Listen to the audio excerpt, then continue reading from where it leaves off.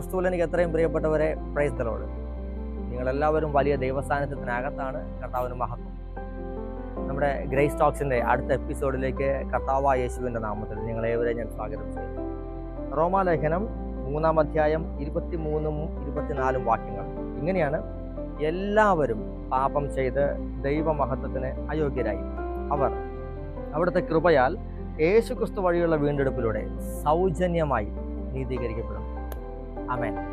ഇങ്ങനെയാണ് എല്ലാവരും പാപം ചെയ്ത് ദൈവമഹത്വത്തിന് അയോഗ്യരായി എന്ന് വെച്ച് കഴിഞ്ഞാൽ ദൈവത്തിൻ്റെ മഹത്വം, അതായത് ദൈവത്തിൻ്റെ സാന്നിധ്യം നമ്മുടെ മേൽ വ്യാപരിക്കുവാനുള്ള സാധ്യത, ദൈവിക ജീവൻ നമ്മളിൽ നിറയുന്നതിന് ഉള്ള സാധ്യത, ദൈവ പ്രവൃത്തി നമ്മളിൽ വെളിപ്പെടുന്നതിനുള്ള സാധ്യത, കർത്താവ് ആഗ്രഹിക്കുന്ന രീതിയിലുള്ള ദൈവിക ജീവിതം, വിശുദ്ധ ജീവിതം നയിക്കുവാനുള്ള സാധ്യത, സ്വർഗീയ ഇടങ്ങളിൽ അധികാരത്തോടെ വർത്തിക്കുവാനുള്ള സാധ്യത, ഈ സകലതും പാപം ചെയ്ത് നമുക്ക് നഷ്ടപ്പെടുകയും അങ്ങനെ നമ്മൾ ആ മഹത്വത്തിൽ നിന്ന് നമ്മൾ മാറ്റപ്പെടുകയും ചെയ്തു.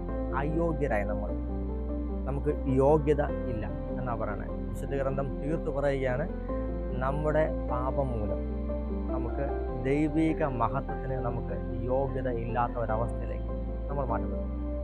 എന്നാൽ കർത്താവായ യേശു ക്രിസ്തു വഴി, അവൻ്റെ കുരിശുമരണം വഴി, ആ ദൈവിക കൃപയാൽ, യേശു ക്രിസ്തുവിൻ്റെ രക്തം വഴി, യേശുവിൻ്റെ കുരിശുമരണത്തിലൂടെ ദൈവം നമ്മളെ സൗജന്യമായി നീതീകരിക്കുകയും ആ കൃപയാൽ അവിടുന്ന് നമ്മെ വീണ്ടെടുക്കുകയും ചെയ്യും. യെസ്, ഒരു റിഡംപ്ഷൻ.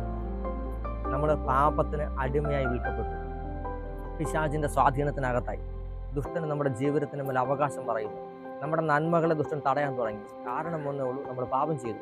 ദൈവം നമ്മെ അനുഗ്രഹിക്കാൻ ആഗ്രഹിക്കുമ്പോഴും ദൈവിക പ്രവൃത്തി നമ്മുടെ ജീവിതത്തിൽ വെളിപ്പെടുത്തുവാൻ ദൈവം ആഗ്രഹിക്കുമ്പോഴും ഓരോ പ്രവൃത്തി വെളിപ്പെടുന്നതിന് മുന്നേ പിശാച് പറയും, അവൻ പാപം ചെയ്തു, അവൻ്റെ മേൽ എനിക്ക് അവകാശമുണ്ട്, ദൈവം നിനക്ക് അവൻ അനുഗ്രഹിക്കാൻ പറ്റില്ല.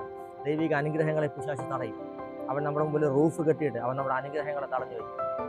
എന്നാൽ ഇതിന് കാരണം ഇതാണ്, പിശാചിൻ്റെ സ്വാധീനത്തിനകത്തായിപ്പോയി നമ്മൾ അവൻ്റെ അടിമത്തത്തിനകത്തായിപ്പോയി. എന്നാൽ കർത്താവായ യേശു തൻ്റെ രക്തത്തെ മറുവിലയായി കൊടുത്തുകൊണ്ട് നമ്മളെ അവനിൽ നിന്ന് വീണ്ടെടുക്കുകയാണ് ചെയ്തത്. യേശുവിൻ്റെ രക്തം കൊടുത്തുകൊണ്ട്, യേശുവിൻ്റെ കുരിശുമരണത്തിലൂടെ ദൈവം നമ്മളെ വീണ്ടെടുത്തു. സൗജന്യമായി ദൈവം നമ്മെ നീതീകരിച്ചു, വീണ്ടെടുത്തു. പാപത്തിൻ്റെ സ്വാധീനത്തിൽ നിന്ന് ദൈവം നമ്മെ വിടുവിച്ചു. അങ്ങനെ വീണ്ടും നമ്മൾ ദൈവമക്കളുടെ സ്വാതന്ത്ര്യത്തിലേക്കും ദൈവമക്കളുടെ അവകാശത്തിലേക്കും നമ്മൾ കടക്കുവാൻ തുടങ്ങി. ദൈവ പ്രവൃത്തി നമ്മുടെ ജീവിതത്തിൽ വെളിപ്പെടുവാൻ തുടങ്ങി. പെട്ടവരെ, ഇപ്പോൾ നിങ്ങൾ അന്യരോ പരദേശികളോ അല്ല. ദൈവകൃപയാലുള്ള വീണ്ടെടുപ്പിലൂടെ നിങ്ങൾ ദൈവമക്കളാണ്. ദൈവമഹത്വത്തിന് നിങ്ങൾക്ക് ഇനി അവകാശമുണ്ട്. കാരണം ഒന്നേ ഉള്ളൂ, കൃപ നമ്മുടെ മേൽ വെളിപ്പെട്ടു. നമ്മുടെ കഴിവിനാലല്ല, നമ്മുടെ പ്രവർത്തികളുടെ ഫലമായല്ല, നമ്മൾ എന്തെങ്കിലും ചെയ്തത് കൊണ്ടല്ല, പാപം ചെയ്യാതിരുന്നത് കൊണ്ടല്ല, നമ്മൾ നിയമത്തെ പൂർത്തീകരിച്ചത് കൊണ്ടല്ല, കർത്താവായ യേശു ക്രിസ്തു വഴി ദൈവം നമ്മെ പരിപൂർണമായി വീണ്ടെടുത്തു. തൻ്റെ മഹത്വത്തിലേക്ക് അവിടുന്ന് നമ്മളെ വീണ്ടും കടത്തി. ഒരു നിമിഷം ഞാൻ നിങ്ങൾക്ക് വേണ്ടി പ്രാർത്ഥിക്കാനായി ആഗ്രഹിക്കുന്നു. പ്രിയ സ്വർഗീയ പിതാവേ, ഈ നിമിഷം അങ്ങയുടെ മക്കളെ അനുഗ്രഹിച്ച് പ്രാർത്ഥിക്കുന്നു. ദൈവകൃപ അവിടുത്തെ മക്കളുടെ മേലേക്ക് സമൃദ്ധമായി വ്യാപരിക്കട്ടെ. ദൈവകൃപ ഇവരിൽ വെളിപ്പെടുന്നതിന് തടസ്സം നിൽക്കുന്ന എല്ലാ തിന്മകളും യേശുവിൻ്റെ നാമത്തിൽ മാറ്റുന്നു.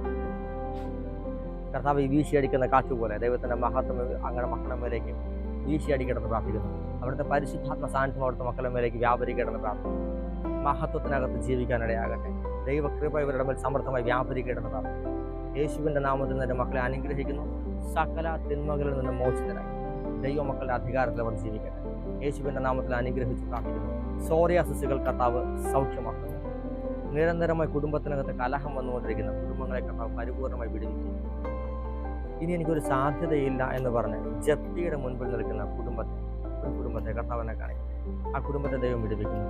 ഒരു ജോണി എന്നൊരു പേര് കർത്താവിനോട് പറയുന്നു. ആ ജോണിയുടെ ജീവിതത്തെ ദൈവം അനുഗ്രഹിക്കുന്നു. വിദേശത്തേക്ക് പോകുവാനായി വിസയ്ക്ക് വേണ്ടി കാത്തിരിക്കുന്നവരുടെ കർത്താവ് അവരുടെ വിസ അടിക്കുകയാണെന്ന് പറയുന്നു. ജർമ്മനിയിൽ ജോലി ചെയ്തുകൊണ്ടിരിക്കുന്നു. എന്നാൽ ചില പ്രശ്നങ്ങളും തടസ്സങ്ങളും മൂലം തിരിച്ചു വരേണ്ടി വരുമെന്നോർത്ത് ഭയപ്പെടുന്ന ഒരു ദൈവ പൈതലിനെ ദൈവം അതിൽ നിന്ന് വിടുവിക്കും. കർത്താവിൻ്റെ കരം നിങ്ങളോട് കൂടെ ഇരിക്കട്ടെ. യേശുവിൻ്റെ നാമത്തിൽ ആമേൻ.